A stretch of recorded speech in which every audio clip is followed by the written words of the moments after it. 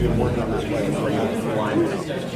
know, we had been showing that formation since early in the season, and obviously when you stack the receivers, you're a little bit limited, so we're always trying to look for ways to have complementary plays. Typically that's a little spot screen, but we were studying film and we saw another team do it, and we said, hey, that fits what we do, and so we worked on it this week, and the guys, and obviously the blocking scheme for the offensive line is very similar. It was just a different presentation with the receivers, and they executed it well, and we're very proud of our guys. Just told them to be who we are. You know, we've shown to be one of the most efficient offenses in the country, and we just weren't efficient in the first half. You know, we knew what they were doing, a lot of what we were expecting. We just didn't capitalize. You know, we had some drop balls. We missed a couple guys wide open down the field. Deshaun wasn't quite on in the first half, but just came here and told them to be who we are. And if we want to win the football game, then we all have to do our job. Don't try and do anybody else's job. Stay committed to the task at hand and just give it everything you got. Don't bring anything back into the locker room. You mentioned Deshaun was off throwing the ball, but he was over 100 yards rushing the ball. Talk about how great he was with the ball. He's just a warrior, and that's what I love about this team. You know, they're very unselfish. They understand that we got to do whatever it takes to win the game. And we told Deshaun that, hey, you know, you might not have your rhythm, so we're going to run you a little bit, put the ball in your hands. You're our leader. It's your offense. And he found his rhythm in the second half, completed some passes, but just proud of the way that he competed.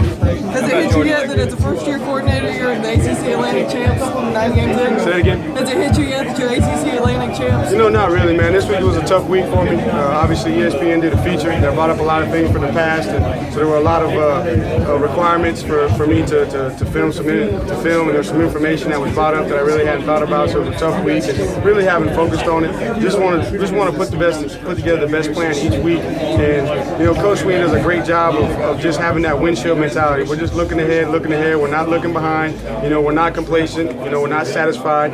Ultimately, this is the first goal on our goal board is to win the Atlantic Division. We still got a state championship. We got a bowl. We got an ACC championship and a bowl championship that we're trying to get after. How about Jordan Leggett's performance? You know, he's a guy that has made plays all year, and just trying to find ways to put the ball in his hands.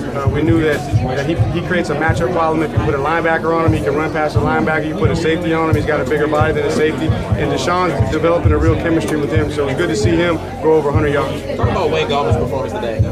You know, I thought it started off, you know, he started off good and then kind of hit a spell where just, hey, you got to give credit to Florida State's defense. You know, obviously they may not be ranked statistically with some of the other teams, but they're just as good, if not better, than anybody we played on defense. And so they made some adjustments and started to take away the inside run. I saw him get frustrated a little bit, so we did some things to try and get him on the edge. And then we told him, hey, Wayne, if you want to be the best back in the league, then you got to showcase on a night like this. And he took it personal. In that second half, he found some runs. Sharon Peake has struggled at times this season, but Clemson probably doesn't score that last touchdown there without his big third down conversions. No question. He's made some big plays all season. Just finding ways to get him the ball, and it's tough because you got so many playmakers out there, and you don't want to change the system. You know, if one guy doesn't touch the ball, but they all got to be ready. And he made a huge play, definitely on that screen. And like you said, we probably wouldn't score the last touchdown without his production. You talk about the play selection on that last drive, not going real conservative, going for those first downs. Well, you know, we had success. You know, if you look at it, a lot of those runs were the same runs we tried to run up at NC State. Now, there was a little bit of a tweak on that last little quarterback boot.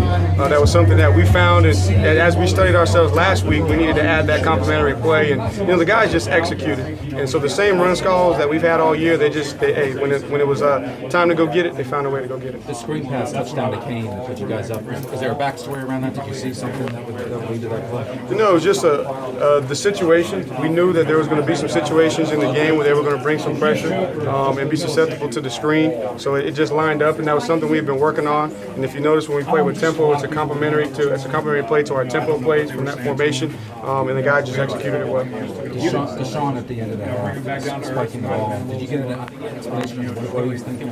No, I just think there was a miscommunication because I had to call and just something happened, and I think he saw what he thought was a signal for Spike, and it was just a little bit of a miscommunication. Was the touchdown run, was that something you saw them lined up in that you wanted to run that for? Well, we knew that formation stresses them a little bit, lightens up the box, but Wayne made the cut. He broke 2 tackles, so a lot of that was Wayne doing it on his own. But if if game's on the line, we want to put the ball in Deshaun's hand or Wayne's hand and try to milk the clock. So we're trying to run some clock off. Defense was playing well. Didn't want to put them in a tough situation by turning the ball over by throwing it right there. Tony, I mean, Deshaun's had a lot of great games for you guys, but how much did he have to sort of just like think his way through this one and adjust on the fly and just take what they were getting? It's obviously a great defense. Oh, great defense, and they did some things that we had seen, but not a whole lot of. So obviously you can prepare for the majority of things. They started bringing the pressure that they brought out from last year, so we had to make the adjustment and get Deshaun prepared. But he was able to think his way through, and at the end of the day, he's the ultimate competitor. He takes the challenge personally, and just told him to keep playing, and eventually he'll find his rhythm. How did you guys settle the offense down at halftime?